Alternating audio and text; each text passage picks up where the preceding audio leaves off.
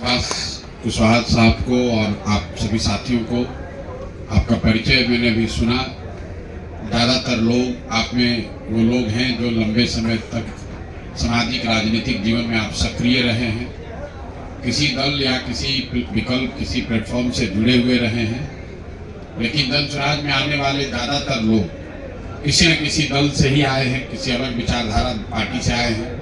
वो इसलिए आ रहे हैं कि उनका एक भरोसा, एक विश्वास धीरे धीरे ही सही इस दल की नीतियों पर, कार्यक्रमों पर जो हम लोग प्रयास कर रहे हैं इस पर बन रहा है। तो हम आपको इतना ही भरोसा दिला सकते हैं कि जिस ईमानदारी और जिस शुद्धता को देखकर सुनकर आप इस दल से, इस व्यवस्था से जुड़ रहे हैं, हमारे आचार विचार व्यवहार में आपको उसमें कमी नहीं दिखेगी। जीतना हारना, राजनीति करना, उसमें उतार चढ़ाव आता रहेगा।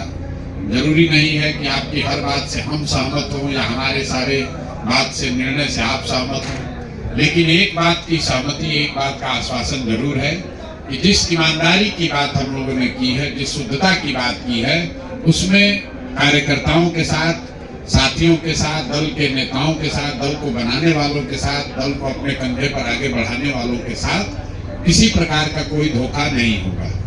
सुभाष जी से जब मेरी पहली मुलाकात हुई थी, तब से लेकर हम लोगों ने कोई व्यक्तिगत बात अभी तक, मैं इनके मुंह पर ही कह रहा हूँ, इनका सम्मान इसलिए भी है, इन्होंने कोई व्यक्तिगत बात नहीं कही कि हमको दल में क्या मिलेगा, हमको कौन सी जगह मिलेगी। इनका एक ही रहा है मुद्दा कि जिस मुद्दे को लेकर हम और हमारे साथी संघर्ष कर रहे हैं, क्या जन स्वराज उसको अपना ताकत लगाकर और बड़ा करेगा। तो 2 बैठकों में ये बात मुझे भी समझ में आई है और सुभाष जी को भी समझ में आई है कि 1 और 1 मिलकर 11 हो सकता है। बेतिया राज की जमीन के अधिग्रहण का जो मामला है, दोनों चंपारण में बहुत लाखों लोग उससे प्रभावित हैं।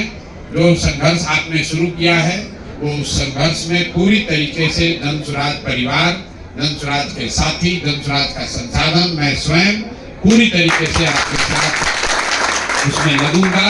अब आज आप विधिवत रूप से ज्वाइन कर रहे हैं, इस परिवार के हिस्सा हो रहे हैं, तो मैं आपका तहे दिल से शुक्रिया अदा कर रहा हूं, आपका धन्यवाद कर रहा हूं।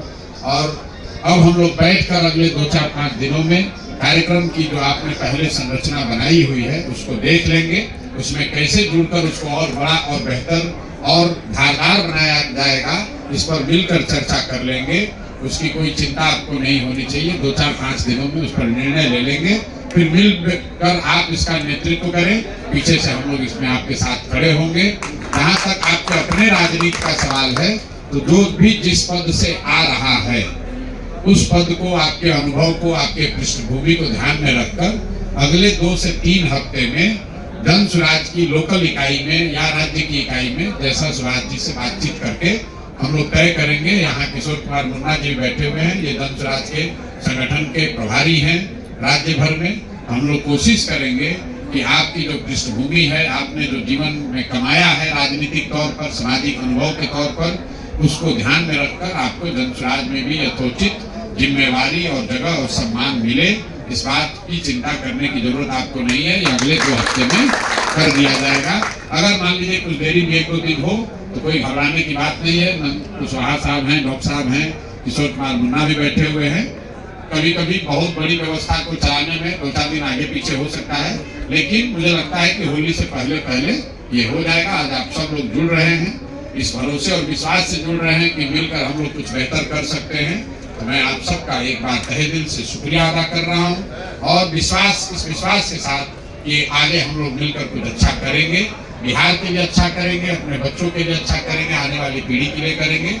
आप सबका एक बार फिर से तहे दिल से शुक्रिया, धन्यवाद, बहुत बहुत।